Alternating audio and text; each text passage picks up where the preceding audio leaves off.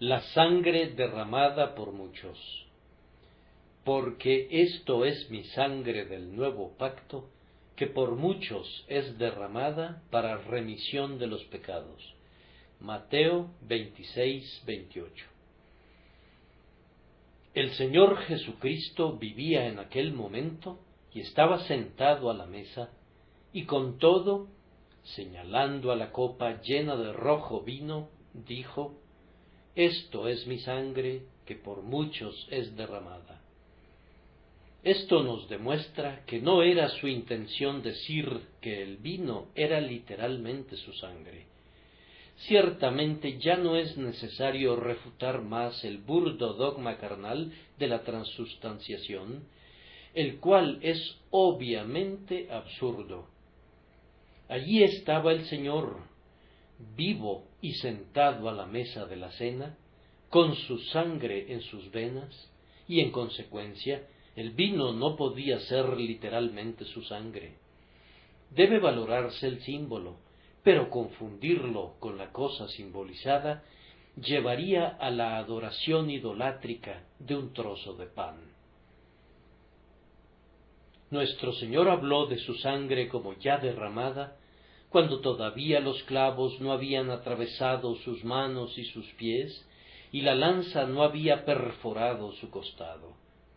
No ha de explicarse esto por el hecho de que nuestro Señor estaba tan ocupado pensando en nuestra redención por su muerte, que hablaba de lo que estaba resuelto a realizar como algo ya consumado. Como disfrutaba de una amorosa comunión con sus discípulos escogidos, hablaba libremente. Su corazón no consideró tanto la precisión como el sentimiento. Y así, tanto en las palabras como en el sentimiento, anticipó la fecha de su grandiosa obra de expiación y habló de ella como algo ya realizado. Para explicar el futuro significado de la bendita ordenanza de la cena del Señor, necesariamente tenía que tratar su muerte como un hecho cumplido, y su completa absorción en su obra hizo que le fuera natural y fácil hacerlo. Él ignora los modos y los tiempos, delante de él su obra. Mediante el uso de tal lenguaje, nuestro Señor también nos muestra la presencia permanente del grandioso sacrificio como un poder y una influencia. Él es el Cordero que fue inmolado desde el principio del mundo y por tanto habla de su sangre como ya derramada. En unas cuantas horas sería derramada literalmente, pero desde largas edades previas, el Señor Dios lo había considerado como algo ya hecho. Con una plena confianza en la grandiosa fianza y sabiendo que nunca se retractaría del perfecto cumplimiento de sus compromisos, el Padre salvó a multitudes en virtud de la futura ofrenda por el pecado. Él tuvo comunión con miríadas de santos basándose en la fuerza de la purificación que sería presentada por el grandioso sumo sacerdote en el cumplimiento del tiempo. ¿Acaso no podía el Padre confiar en su Hijo? Así lo hizo, y mediante ese acto nos dio un gran ejemplo de fe. Dios mismo es verdaderamente el Padre de los fieles, en vista de que Él mismo puso una suprema confianza en Jesús, y con base en lo que Jesús haría después, derramando su alma hasta la muerte, Dios abrió el reino de los cielos para todos los creyentes. ¿Cómo, alma mía, no puedes confiar tú en el sacrificio ahora que ya ha sido presentado? Si su visión anticipada era suficiente para Dios, ¿no es suficiente para ti su consumación?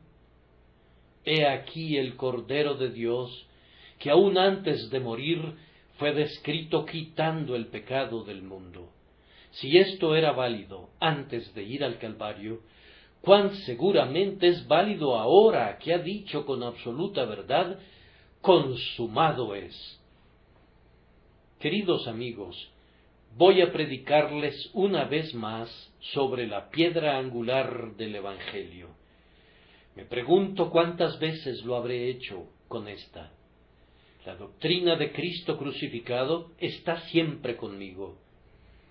Así como el soldado romano en Pompeya se sostuvo firme en su puesto aun cuando la ciudad estaba siendo destruida, así me sostengo fiel a la verdad de la expiación, aun cuando la Iglesia está siendo enterrada bajo la lluvia de lodo hirviente de la herejía moderna. Todo lo demás puede esperar, pero esta verdad, en particular, debe ser proclamada con un sonido de trueno. Que otros prediquen como quieran, pero este púlpito siempre resonará con la sustitución de Cristo. Lejos esté de mí gloriarme, sino en la cruz de nuestro Señor Jesucristo. Algunos pueden predicar continuamente acerca de Cristo como un ejemplo, y otros pueden disertar perpetuamente sobre su llegada a la gloria. Nosotros predicamos también sobre ambos temas, pero principalmente predicamos a Cristo crucificado, para los judíos ciertamente tropezadero, y para los gentiles locura, mas para los llamados Cristo poder de Dios y sabiduría de Dios. Tienen ante ustedes una copa llena de vino que Jesús acaba de bendecir y de presentar a sus discípulos. Cuando contemplen sus rojas profundidades, óiganlo hablar de la copa como su sangre, pues de esta manera quiere enseñarnos una solemne lección. Noten, primero, la importancia de la sangre preciosa de Cristo. La vital importancia de la gran verdad de la muerte de Cristo como un sacrificio vicario está expuesta ante nosotros en esta copa, que es el memorial de su sangre derramada por muchos. La sangre representa el sufrimiento, pero va más allá, pues sugiere el sufrimiento hasta la muerte. La vida es su sangre, y cuando la sangre es derramada muy copiosamente, la muerte queda sobreentendida. Recuerden que en la Sagrada Cena se tienen dos emblemas separados: el pan como un emblema del cuerpo, y luego el vino como un símbolo de la sangre, y de esta manera se tiene un cuadro claro de la muerte, puesto que la sangre ha sido separada de la carne. Todas las veces que comiereis este pan y bebiereis esta copa, la muerte del Señor anunciáis. Ambos actos son esenciales. Se les invita a fijar su atención en la muerte de Cristo y únicamente en ella. En el sufrimiento de nuestro Señor hasta la muerte, vemos el ilimitado alcance de su amor. Nadie tiene mayor amor que este, que uno ponga su vida por sus amigos. Jesús no podría amarnos más de lo que lo hizo, entregándose a la muerte y muerte de cruz. Oh Señor mío, en tu sudor sangriento y en la perforación de tus manos y pies y costado, veo la prueba más sublime de tu amor. En todo ello veo que Jesús me amó y se entregó a sí mismo por mí. Amados, yo les ruego que consideren frecuente y amorosamente los sufrimientos de su Redentor hasta el derramamiento de la sangre de su corazón. Acompáñenlo a Getsemaní, y de ahí a la casa de Caifás y de Anás, y después al pretorio de Pilato y al lugar del escarnio de Herodes. Contemplen a su Señor bajo los crueles azotes y en las manos de los verdugos en el monte de la afrenta. No olviden ni una sola de las aflicciones que fueron mezcladas en la amarga copa de su crucifixión. Su dolor, su escarnio, su vergüenza. Fue una muerte reservada para esclavos y criminales, para que sus profundos abismos fueran absolutamente sin fondo. Fue desamparado incluso por su Dios. Deja que la oscuridad de Eloi, Eloi, lama sabactani, oprima tu espíritu hasta que al hundirte en el sobrecogimiento, te eleves también en amor. Él te amó más que a sí mismo. La copa significa amor hasta derramar su sangre por ti. Significa algo más. En nuestro himno llamamos a nuestro Señor dador de vida para vida, y eso es lo que esta copa significa. Entregó su vida para que nosotros viviéramos. Ocupó nuestro lugar y nuestra condición en el día de la ira de Jehová, recibiendo en su pecho el golpe de la espada de fuego que había sido desenvainada para nuestra destrucción. El derramamiento de su sangre hizo nuestra paz con Dios. Jehová convirtió el alma de su unigénito en una ofrenda por el pecado, para que el culpable fuera absuelto. Al que no conoció pecado, por nosotros lo hizo pecado, para que nosotros fuésemos hechos justicia de Dios en él. Eso es lo que significa el vino en la copa. Significa la muerte de Jesús en lugar nuestro. Significa la sangre derramada del corazón del Dios encarnado, para que podamos tener comunión con Dios, habiendo expiado por su muerte el pecado que nos separaba de Él. Nuestro bendito Salvador quiere que tengamos en gran reverencia su muerte. Ha de ser nuestro principal recuerdo. Ambos emblemas de la Cena del Señor exponen la muerte del Salvador. Esta ordenanza peculiarmente cristiana enseña eso primordialmente.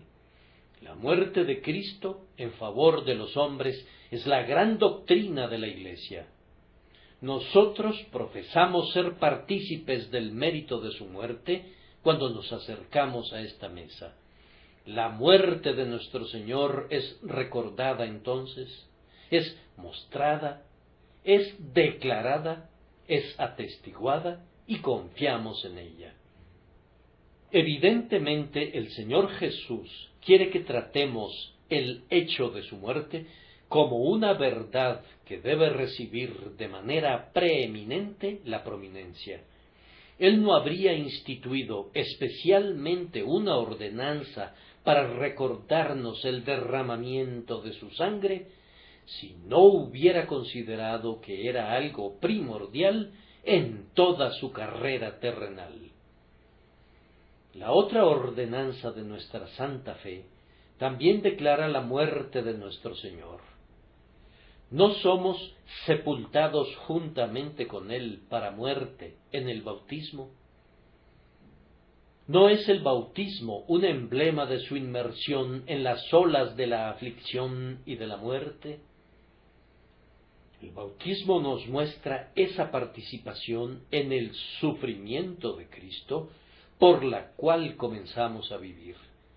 La cena del Señor nos muestra esa participación en el sufrimiento de Cristo, por la cual esa vida es sustentada. Ambas instituciones apuntan a su muerte. Además, amados, sabemos por la Santa Escritura que esta doctrina de la muerte de Cristo es la propia esencia del cristianismo. Si dejaran fuera a la cruz, habrían eliminado la religión de Jesús. La expiación por la sangre de Jesús no es un brazo de la verdad cristiana, es su corazón, tal como el Señor dijo respecto del animal, su vida, que es su sangre, Lo mismo es válido respecto del Evangelio. La muerte sacrificial de Jesús es el punto vital de nuestra profesión. Sin la sangre de Cristo no sé nada acerca del cristianismo. Ninguna enseñanza que arroje a la cruz al trasfondo es saludable. El otro día, cuando indagaba acerca de la condición de una cierta congregación, mi informante me decía que había habido pocas adiciones a la iglesia, a pesar de que el ministro era un hombre hábil y diligente. Más adelante me hizo saber la razón de su fracaso, pues agregó: yo he asistido allí durante varios años, y en todo ese tiempo no recuerdo haber oído ningún sermón sobre el sacrificio de Cristo. No niega la expiación, pero la deja fuera. Si esto es así, ¿qué pasará con las iglesias? Si la luz de la expiación es colocada bajo un almud, densas serán las tinieblas. Al omitir a la cruz, habrán cortado el tendón de Aquiles de la iglesia. Cuando ese tendón desaparece, no puede moverse y ni siquiera puede ponerse de pie. La obra santa rueda al suelo, languidece y perece cuando se suprime la sangre de Jesús. Más que nunca la cruz tiene que ser puesta al frente por los fieles, porque los infieles son muchos. Esforcémonos por enmendar la deshonra hecha a nuestro divino Maestro por quienes niegan o infaman su sacrificio vicario. Permanezcamos fieles a esta fe, aunque otros vacilen, y prediquemos a Cristo crucificado, aunque todos los demás se abstengan. Gracia, misericordia y paz sean para todos los que exaltan a Cristo crucificado. Esta conmemoración de la muerte de Cristo tiene que ser una conmemoración constante. La Cena del Señor tenía el propósito de ser una fiesta frecuente de compañerismo. La Iglesia comete un terrible error cuando la comunión tiene lugar una sola vez al año, una vez cada trimestre del año, y no puedo recordar ninguna escritura que justifique el hacerlo una vez al mes. Yo no me sentiría satisfecho sin partir el pan cada día domingo. Me ha tocado hacerlo incluso con más frecuencia que una vez a la semana, pues ha sido mi deleite partir el pan con muchos grupitos de amigos cristianos.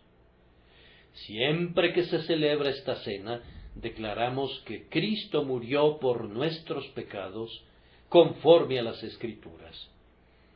No podemos pensar en esa muerte con demasiada frecuencia. Nadie fue culpado jamás en el cielo por predicar demasiado sobre Cristo. No, tampoco se les ha mencionado demasiado la cruz a los hijos de los hombres en la tierra.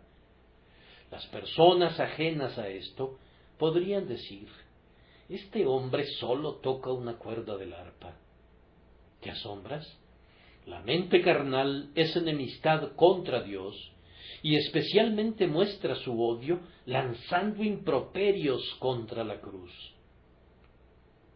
En la perpetua monotonía de la cruz, los santos encuentran una mayor variedad que en todas las demás doctrinas en su conjunto. Prediquen a Cristo, y a Cristo, y a Cristo, y a Cristo, y nada más que a Cristo, y los oídos que han sido abiertos encontrarán en su ministerio una maravillosa armonía de dulzuras concatenadas, una encantadora perfección de todo tipo de deliciosas voces. Todas las buenas cosas están dentro del ámbito de la cruz. Sus brazos extendidos sombrean todo el mundo del pensamiento. La cruz proyecta una santa influencia desde el este hasta el oeste. Entre tanto, su base está plantada en lo profundo de los misterios eternos, y su parte superior atraviesa todas las nubes que cubren la tierra y se alza hasta el trono del Altísimo. Cristo es alzado sobre la cruz para poder atraer a Él a todos los hombres, y si nosotros deseamos atraerlos, ese debe ser nuestro imán. Amados, tenemos que mantener a la sangre preciosa de Cristo en un recuerdo vivo. Hay para mí algo sumamente familiar en esa copa llena del fruto de la vid. El pan de la cena es el pan de nuestro alimento común, y el vino es el usual acompañante de las fiestas. Yo bebo con mi amigo esa misma sangre pura de la uva que es puesta sobre nuestra mesa sacramental. Miren esas gotas rojizas, de color rubí, que aluden a la sangre misma de su Señor. Yo no me hubiera atrevido a inventar ese símbolo, ni ningún hombre salido de un molde mortal se habría aventurado a hacer algo así, para que no pareciera que estaba rebajando esa augusta muerte a nuestro rastrero nivel. Pero en infinita condescendencia, Jesús mismo elige el símbolo, y mientras que por su materialidad ilustra la realidad del sacrificio, por su ordinariez muestra cuán gratuitamente podemos participar de él. Él no quiere que lo conozcamos según la carne y que olvidemos la naturaleza espiritual de sus aflicciones. Con todo, quiere que sepamos que tenía un cuerpo real cuando se desangró y que murió una muerte real y que su cuerpo tenía que ser enterrado, y por ello simboliza su sangre no por medio de una fantasía etérea o de un signo místico, sino por medio del vino común en la copa. Así quiere alcanzarnos por medio de nuestros ojos y de nuestro gusto, usando dos puertas de nuestra naturaleza que conducen al castillo del corazón, pero que no son el camino usual que usa el Rey para ir allá. Oh bendito Maestro, te encargas de enseñarnos tan enérgicamente, entonces debemos estar impresionados con la realidad de la lección, y no debemos tratar nunca tu pasión como una cosa del sentimiento, ni convertirla en un mito, ni verla como un sueño de la poesía. Tú serás sumamente real para nosotros en la muerte, como lo es esa copa de la que bebemos. Los amados recuerdos del derramamiento de sangre de nuestro Señor tienen el propósito de ser un memorial personal. No hay cena del Señor a menos que el vino toque los labios y sea recibido en el propio ser del comunicante. Todos deben participar. Él dice: bebed de ella todos. No puedes tomar la cena del Señor por medio de un representante o de un delegado. Cada uno de ustedes debe acercarse a la mesa y debe comer y beber personalmente. Amados, tenemos que entrar en un contacto personal con la muerte de Cristo. Eso es esencial. Cada uno de nosotros debe decir: Él me amó a mí y se entregó por mí. Tienes que ser lavado personalmente en su sangre. Tienes que ser reconciliado personalmente con Dios por medio de su sangre. Tienes que tener acceso a Dios personalmente a través de su sangre, y por su sangre tienes que vencer personalmente al enemigo de tu alma. Así como la propia puerta del israelita debía ser embadurnada con la sangre del Cordero Pascual, así debes participar individualmente del verdadero sacrificio, y cada uno debe conocer por sí mismo el poder de su redención. Como es algo personal, Es un hecho encantador que sea una conmemoración feliz. Nuestra conmemoración de Cristo es sancionada con el arrepentimiento, pero también es perfumada con la fe. La Cena del Señor no es una comida fúnebre, sino un festival. Muy apropiadamente la comenzamos con la acción de gracias y la concluimos con un himno. Es llamada por muchos la Eucaristía y la acción de dar gracias. No es un ayuno, sino un festejo. Mis momentos más felices son los que paso con el Rey junto a su mesa, cuando su estandarte sobre mí es el amor. La muerte de Cristo es un manantial de solemne gozo.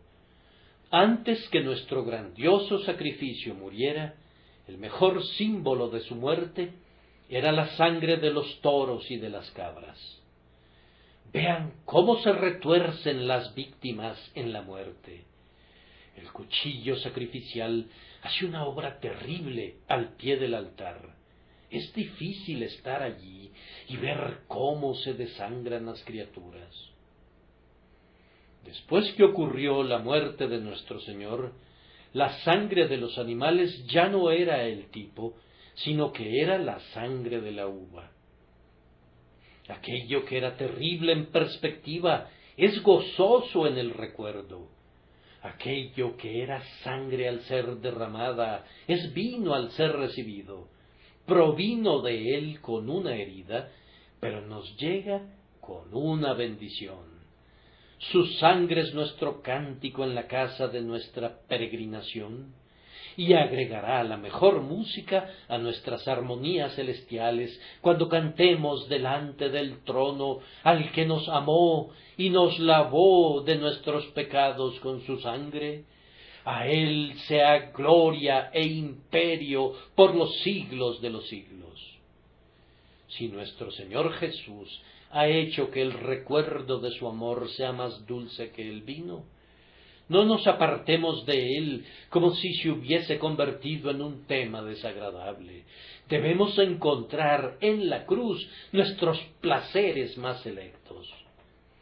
Además, nuestro Salvador quería que sostuviéramos la doctrina de su muerte y del derramamiento de su sangre para la remisión de pecados hasta el final de los tiempos, pues la constituyó como una conmemoración perpetua.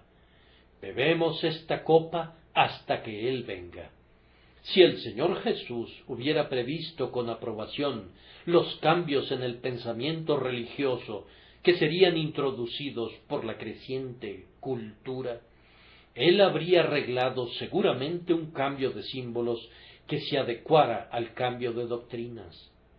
¿Acaso no nos habría advertido que hacia el final del siglo XIX los hombres se volverían tan ilustrados que la fe de la cristiandad tendría necesariamente que tomar una nueva ruta y por tanto habría señalado un cambio de los memoriales sacramentales? Pero Él no nos ha advertido de la llegada de esos hombres eminentemente grandes y sabios que han cambiado todas las cosas y que han abolido las verdades pasadas de moda por las que murieron los mártires. Hermanos, yo no creo en la sabiduría de esos hombres y aborrezco sus cambios. Pero si hubiese habido alguna base para tales cambios, la Cena del Señor no habría sido establecida como una obligación perpetua. La perpetuidad de las ordenanzas indica una perpetuidad de la doctrina. Pero oigan hablar a los modernos. Los apóstoles, los padres, los puritanos fueron hombres excelentes, sin duda. Pero entonces, vean, todos ellos vivieron antes del surgimiento de esos maravillosos científicos que nos han ilustrado tanto. Permítanme repetir lo que ya he dicho.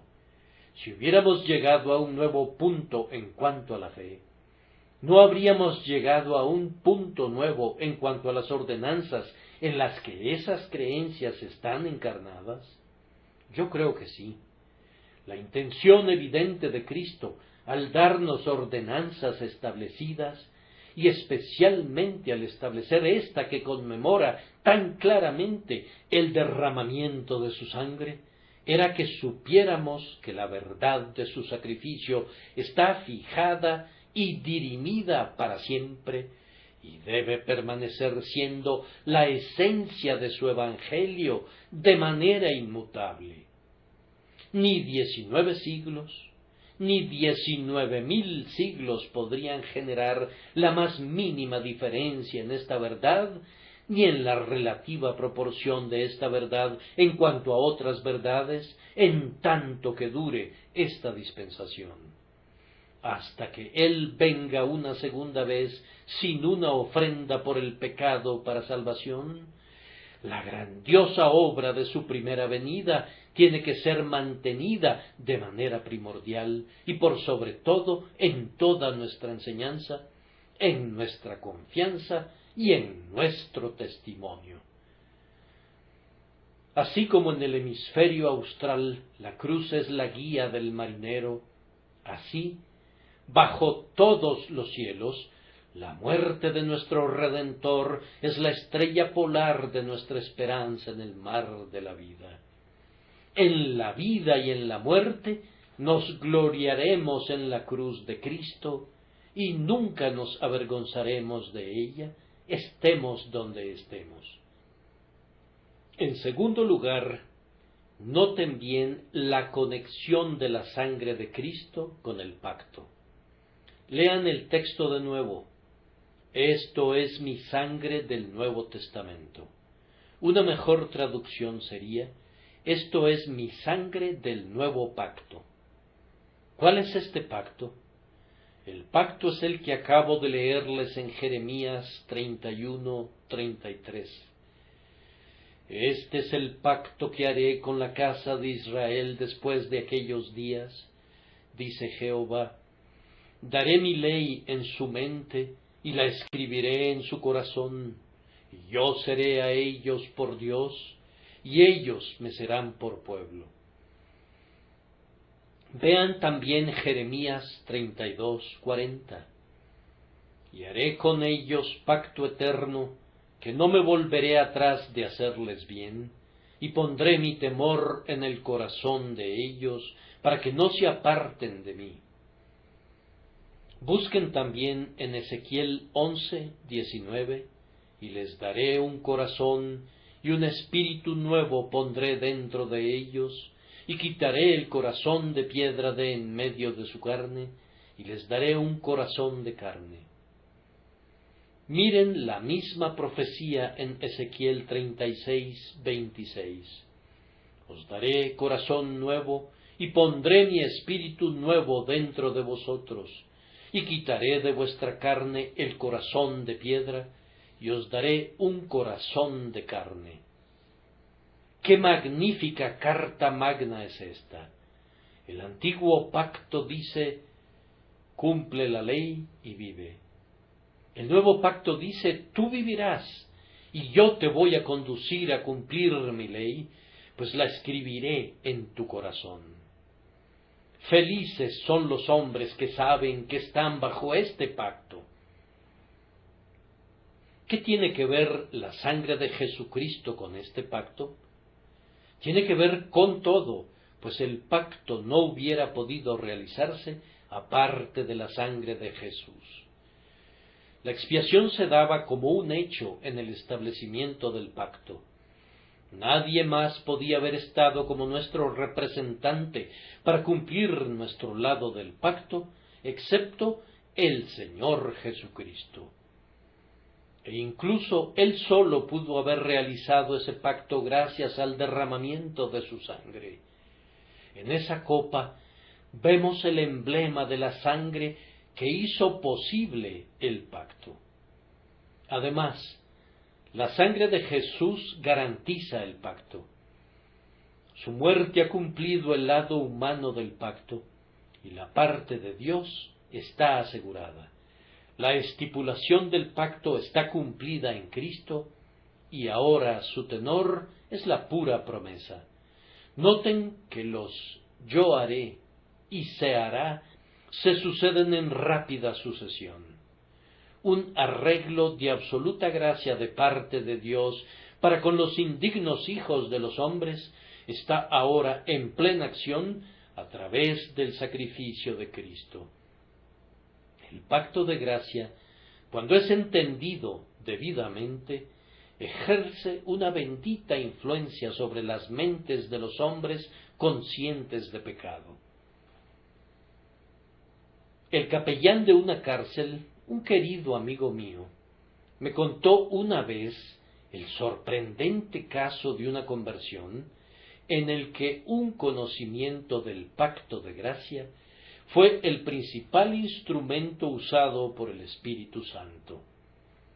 Mi amigo tenía bajo su cargo a un hombre sumamente mañoso y brutal. Era singularmente repulsivo, incluso en comparación con otros convictos.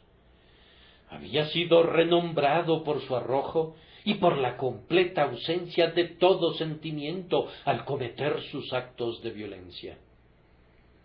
Creo que había sido llamado el rey de los estranguladores. El capellán le había hablado varias veces, pero no había tenido éxito en obtener respuesta alguna. El hombre estaba ásperamente en contra de toda instrucción. Finalmente expresó un deseo por un cierto libro, pero como no estaba disponible en la biblioteca, el capellán le señaló la Biblia que estaba colocada en su celda y le preguntó: ¿has leído alguna vez ese libro? El hombre no respondió, pero miró al capellán como si quisiera matarlo. El capellán repitió la pregunta amablemente, con la seguridad de que descubriría que valía la pena leerlo. Amigo, replicó el convicto, no harías esa pregunta si supieras quién soy. ¿Qué tengo yo que ver con un libro de esa clase? El capellán le dijo que conocía muy bien su carácter y que por esa razón le recomendaba la Biblia como el libro que sería apropiado para su caso. No me haría ningún bien, exclamó, pues soy completamente insensible. Cerrando su puño, golpeó la puerta de hierro de la celda y dijo: mi corazón es tan duro como este hierro, no hay nada en ningún libro que me pudiera tocar jamás. Bien, dijo el capellán, tú necesitas un nuevo corazón. ¿Leíste alguna vez algo sobre el pacto de gracia?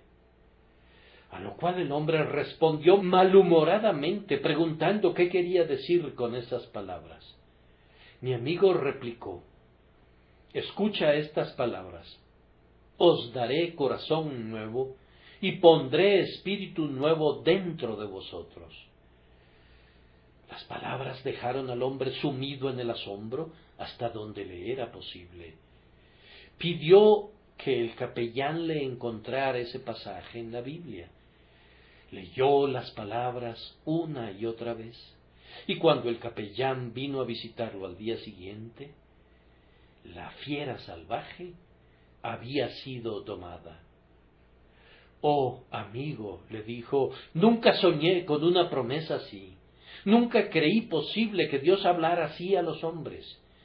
Si Él me diera un nuevo corazón, sería un milagro de la misericordia, y con todo, yo pienso, dijo, que Él va a obrar ese milagro en mí, pues la propia esperanza de una nueva naturaleza está comenzando a tocarme como nunca antes fui tocado. Ese hombre se volvió de modales amables, obediente a la autoridad y semejante a un niño en espíritu. Aunque mi amigo ya no tenga el optimismo que una vez albergó acerca de la conversión de criminales, cree, sin embargo, que ningún observador podría haber cuestionado la naturaleza genuina de la obra, y sin embargo, el único instrumento fue la doctrina del pacto. Mi corazón rebelde no se ve conmovido por el hecho de que Dios me manda hacer esto o aquello, pero cuando Él declara que alguien es libre y es plenamente perdonado, y además le promete amor y favor y una naturaleza renovada, entonces me siento quebrantado. ¿Cómo puedo rebelarme contra alguien que realiza tales maravillas en mí y que diseña tan grandes cosas para mí? Disuelto por su bondad me postro en tierra y lloro alabando la misericordia encontrada. Cuán amada y preciosa se vuelve la sangre de Cristo, puesto que es la sangre del pacto eterno. Al pertenecer a este bendito pacto, adoramos a partir de entonces la plenitud de esa gracia que, a costa de la más preciosa de todas las vidas, ha hecho este arreglo para hombres indignos.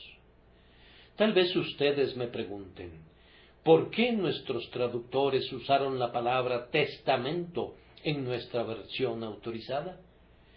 Ellos, en este caso, no fueron tan sabios como suelen serlo, pues de las dos palabras, pacto es la que mejor traduce al original. Con todo, la idea de un testamento está incluida también allí.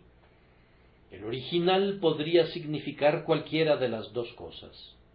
La palabra convenio, que ha caído en desuso en nuestros días, fue empleada a menudo por nuestros antecesores calvinistas cuando hablaban de la eterna alianza de gracia. La palabra convenio podría significar tanto pacto como testamento. Hay un pacto de gracia, pero como la estipulación del pacto es cumplida por nuestro Señor Jesús, el arreglo se convierte virtualmente en un testamento a través del cual, por la voluntad de Dios, se aseguran incontables bendiciones para los herederos de la salvación. La sangre de Jesús es el sello del pacto y transforma sus bendiciones en legados de amor transmitidos a los creyentes. El convenio o arreglo por el cual Dios puede ser justo y, sin embargo, ser el justificador de los impíos y por el cual puede tratar con los creyentes no sobre los términos de la ley, sino sobre los términos de la pura gracia, es establecido por el sacrificio de nuestro Señor. Oh hermanos míos, como personas bajo el pacto de Dios, beban de la copa con gozo y renueven su compromiso con el Señor su Dios. Un tercer punto surge muy manifiestamente en el texto. La sangre tiene una íntima conexión con la remisión. El texto dice: «Esto es mi sangre del nuevo pacto, que por muchos es derramada para remisión de los pecados». Al sufrir, desangrarse y morir, Jesús ha procurado para los pecadores el perdón de sus pecados. ¿De cuáles pecados? De todos los pecados, de toda clase y tipo, sin importar cuán atroces, agravados y multiplicados sean. La sangre del pacto quita todo pecado, sea cual sea. No ha habido nunca ningún pecado confesado con fe y llevado a Cristo que hubiere desconcertado a su poder de limpiarlo. Esta fuente nunca ha sido probada en vano. Asesinos, ladrones, mentirosos, adúlteros y no sé qué otras cosas más han venido a Jesús a través de la penitencia y de la fe, y sus pecados han sido quitados por medio del mérito de su sacrificio. ¿De qué naturaleza es la remisión? Es un perdón libremente otorgado que actúa inmediatamente y que permanece para siempre, de tal manera que no hay temor de que la culpa pueda volver a ser imputada a quien ya ha sido perdonado. Nuestros pecados son borrados por medio de la sangre preciosa, son arrojados en las profundidades del mar y son alejados de nosotros cuanto está lejos el oriente del occidente. Nuestros pecados cesan de existir. Se les ha puesto un término. No pueden ser imputados en contra nuestra jamás. Sí, escúchalo, escúchalo, oh vasta tierra. Que las alegres nuevas sobresalten a los más tenebrosos escondrijos de la infamia. Hay remisión absoluta de pecados. La sangre preciosa de Cristo limpia de todo pecado, sí, cambia el color escarlata en una blancura que sobrepasa a la blancura de la nieve recién caída. Es una blancura que nunca puede ser manchada. Habiendo sido lavado por Jesús, el más negro de los pecadores se presenta sin mancha ante el tribunal del juez que todo lo ve. ¿Cómo es que la sangre de Jesús efectúa eso? El secreto radica en el carácter vicario o sustitutivo del sufrimiento y de la muerte de nuestro Señor. Gracias a que Él estuvo en nuestro lugar, la justicia de Dios es vindicada y la amenaza de la ley es cumplida. Ahora es justo que Dios perdone el pecado. Que Cristo sufriera el castigo del pecado humano en lugar de los hombres, ha hecho que el gobierno moral de Dios sea perfecto en justicia, ha puesto una base para la paz de la conciencia y ha convertido al pecado en algo inmensurablemente odioso, aunque su castigo no recaiga en el creyente. Ese es el gran secreto. Esas son las nuevas celestiales, ese es el evangelio de salvación, que por medio de la sangre de Jesús el pecado es quitado con justicia. Oh, cuánto ama mi propia alma esa verdad. Por eso la divulgo en términos inconfundibles. ¿Y con qué propósito es garantizada esta remisión de pecados? Hermanos míos, si la remisión de los pecados fuera un fin en sí misma, sería un propósito noble y valdría la pena predicarla cada día de nuestras vidas, pero el asunto no termina allí. Nos equivocaríamos si pensáramos que el perdón de los pecados es el propósito definitivo de Dios. No es sino un comienzo, un medio para un propósito posterior. Él perdona nuestros pecados con el designio de curar nuestra pecaminosidad. Somos perdonados para que nos volvamos santos. Dios perdona el pecado para purificar al pecador. Si no hubiera tenido como meta tu santidad, no hubiera habido una necesidad tan imperativa de una expiación. Pero para inculcar en ti la culpa del pecado, para hacerte sentir el mal que el pecado ha obrado, para hacerte saber tu obligación para con el amor divino, el Señor no te ha perdonado sin un sacrificio. ¡Ah! ¡Qué sacrificio! Él tiene por objetivo la muerte de tu pecaminosidad y que a partir de entonces lo ames y le sirvas y crucifiques a las lascivias que crucificaron a tu Señor. El Señor tiene por objetivo formar en ti la semejanza de su amado Hijo. Jesús te ha salvado por su abnegada obediencia a la justicia, para que tú pudieras entregar tu alma entera a Dios y para que estuvieras dispuesto a morir en defensa del reino del amor y la verdad. La muerte de Cristo por ti te compromete a estar muerto al pecado, para que por su resurrección de los muertos tú puedas resucitar a una vida nueva y así te vuelvas como tu Señor. El perdón por la sangre tiene ese objetivo. ¿Captas el pensamiento? Si tú crees en el Señor Jesucristo, el propósito de Dios es hacerte semejante al primogénito entre muchos hermanos y obrar en ti todo lo que sea adecuado y de buen nombre. Pero eso no es todo. Tiene el designio adicional de llevarte a una eterna comunión con Él mismo. Él te está santificando para que puedas contemplar su rostro y para que seas apto para ser un compañero de su unigénito Hijo a lo largo de toda la eternidad. Tú has de ser el compañero escogido y amado del Señor de amor. Él tiene un trono para ti, una mansión y una corona para ti y una inmortalidad de tan inconcebible gloria y bienaventuranza que si tú te formaras aun la más lejana idea de ella, ninguna manzana de oro de la tierra te apartaría de perseguir el premio de tu supremo llamamiento. Oh, estar por siempre con el Señor. Yo soy incapaz de alcanzar la altura de este grandioso argumento.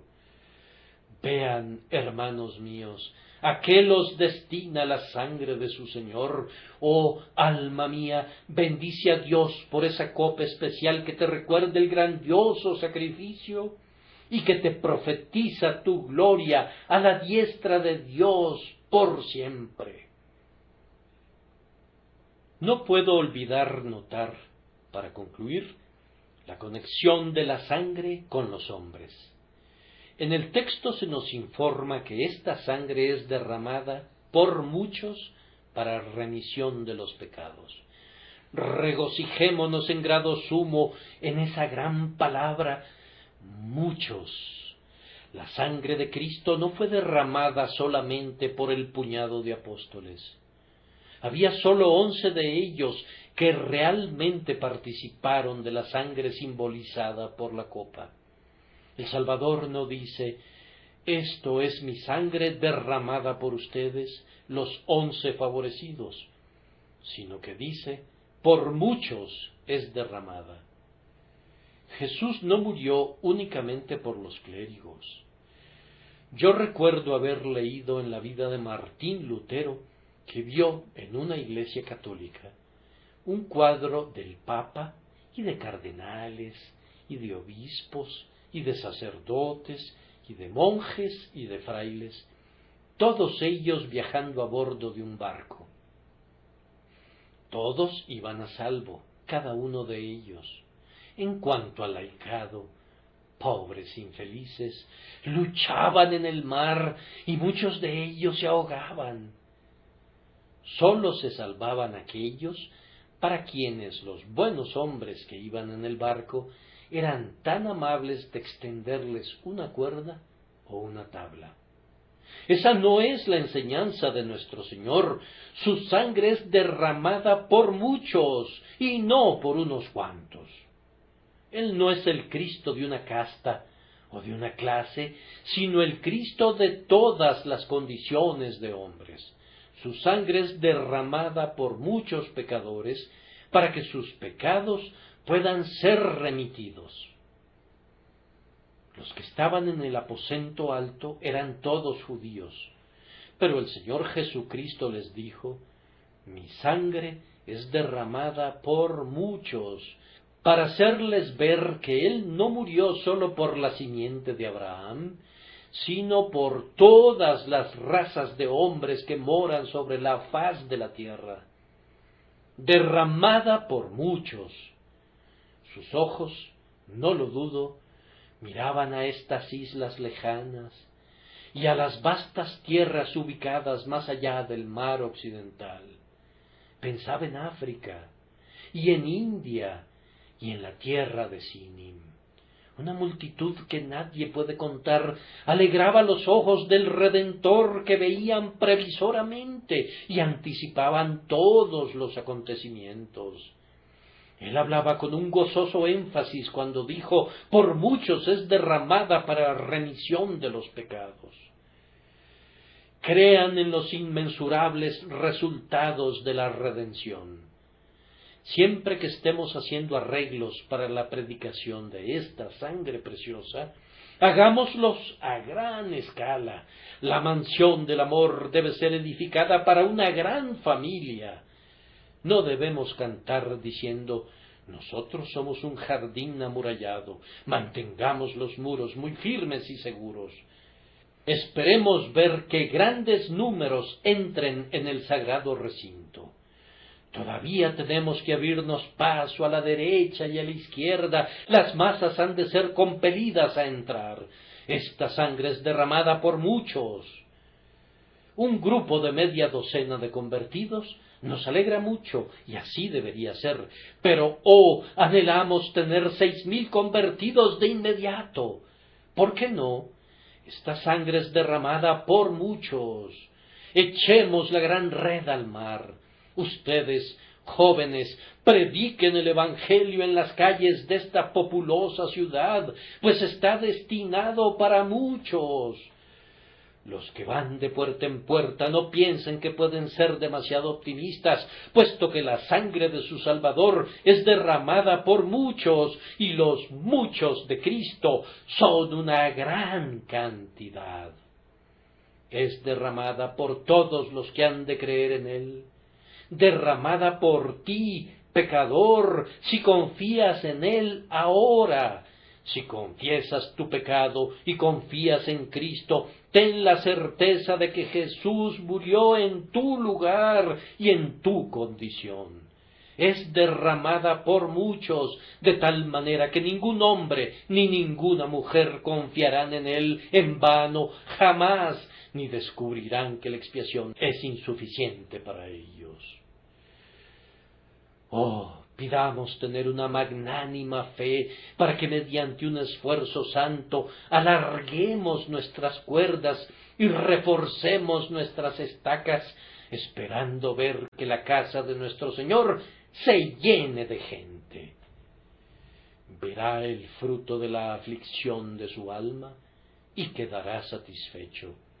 Por su conocimiento justificará mi siervo justo a muchos y llevará las iniquidades de ellos. Reflexionen en esa palabra, muchos, lo cual ha de fortalecerlos para labores de largo alcance. Ahora noten la conexión de la sangre con nosotros mismos. Querido oyente, ¿estás tú entre los muchos? ¿Por qué no estás? Que su gracia te conduzca a confiar en Él y que no dudes que estás entre los muchos. Dices tú, para eso estoy oyendo. ¿Cómo puedo participar en el efecto de este sacrificio? ¿Ves esa copa de vino que pongo ante ti precisamente ahora? ¿Cómo has de disfrutar este vino que llena la copa? ¿Cómo han de ser tuyas sus rojizas gotas? El asunto es muy sencillo. Me parece que te veo tomar el cáliz en tu mano y llevártelo a la boca. Bebes y el acto está consumado. No es ningún misterio. El pan es nuestro al comerlo y el vino es nuestro al beberlo. Cristo es nuestro cuando lo recibimos. El mérito de su sangre preciosa se vuelve nuestro mediante esa simple fe infantil que acepta que Jesús es nuestro todo. Decimos, aquí está, creo en ello, lo tomo, lo acepto como mío. Es tuyo, nadie puede quitarte lo que acabas de comer y beber. Cristo es tuyo para siempre si lo recibes en tu corazón. Si tienes alguna pregunta referente a si has bebido, yo te diré cómo resolverla. Bebe de nuevo.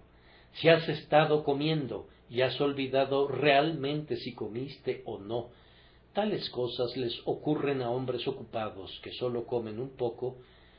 Si, repito, quisieras estar seguro de que has comido, come de nuevo. Si quieres tener la seguridad de que has creído en Jesús, cree de nuevo. Siempre que tengas alguna duda acerca de si Cristo es tuyo, apodérate de Él. A mí me gusta comenzar de nuevo. Con frecuencia encuentro que la mejor forma de seguir adelante es regresar a mi primera fe en Jesús y como pecador renovar mi confianza en mi Salvador. Dice el diablo, ¿tú eres un predicador del Evangelio? pero tú mismo no lo conoces. Antes yo solía argumentar con el acusador, pero ni lo merece, ni es nada provechoso para nuestro propio corazón. Nosotros no podemos ni convertir ni convencer al diablo. Es mejor referirlo a nuestro Señor. Cuando el diablo me dice que no soy un santo, yo respondo: bien, ¿qué soy entonces? Un pecador, responde él. Bien, tú también lo eres. Ah, dice él, tú estarás perdido. No, digo yo, la razón por la que no estaré perdido es que Jesucristo vino al mundo para salvar a los pecadores, y por tanto yo confío en que Él me salve. Eso es lo que Martín Lutero llama cortarle la cabeza al diablo con su propia espada, y es el mejor camino que puedes seguir. Dices, si yo tomo para mí a Cristo como un hombre toma una copa y bebe sus contenidos, ¿soy salvo? Sí, lo eres. ¿Cómo puedo saberlo? Lo sabes porque Dios dice que así es. El que cree en el Hijo tiene vida eterna. Si bien no sentía una palpitación de esa vida, no la sentía al principio, con todo yo creía que la tenía simplemente debido al argumento de la confirmación divina. Desde mi conversión he sentido las pulsaciones de una vida más fuerte y vital que la vida del joven más vigoroso que haya corrido jamás sin cansancio. Pero hay momentos en los que no es así. Justo ahora yo siento la vida celestial saltando gozosamente dentro de mí. Pero cuando no la siento, me apoyo en esto. Dios ha dicho, el que cree en el Hijo tiene vida eterna. Las palabras de Dios contra todos mis sentimientos. ¿Podría sufrir un ataque de desfallecimiento? Y mis circunstancias podrían afectar mi corazón, así como este clima cálido afecta mi cuerpo y me hace sentir embotado y soñoliento. Pero esto no deja sin ningún efecto a la palabra de Dios. Yo regreso al libro y creo en la límpida palabra del Señor. El que cree en el Hijo tiene vida eterna. Eso me basta. Creo y por tanto vivo. Nuestra experiencia interior es una excelente evidencia corroborativa, pero el testimonio de Dios es el mejor fundamento que nuestra confianza pudiera tener. Recuerdo una historia sobre William Dawson, a quien nuestros amigos wesleyanos solían llamar Billy Dawson, uno de los mejores predicadores que haya subido jamás a un púlpito. En una ocasión eligió como su texto: por medio de él se os anuncia perdón de pecados. Cuando hubo anunciado su texto, se dejó caer sobre el piso del púlpito de tal manera que no se le podía ver, y sólo se oía una voz que decía: no por medio del hombre en el púlpito, él está fuera de la vista, sino del hombre en el libro. El hombre descrito en el libro es el hombre por medio de quien les es predicado a ustedes el perdón de los pecados. Ustedes y yo y todos los demás nos ocultamos y les predico la remisión de los pecados únicamente a través de Jesús. Quisiera cantar con los niños: nada sino la sangre de Jesús. Cierren sus ojos a todas las cosas excepto a la cruz. Jesús murió y resucitó y fue al cielo, y toda la esperanza de ustedes ha de ir con él. Vamos, querido oyente, toma a Jesús mediante un claro acto de fe esta mañana. Que Dios, el Espíritu Santo, te constriña a hacerlo, para que luego prosigas tu camino regocijándote. Que así sea en el nombre de Jesús.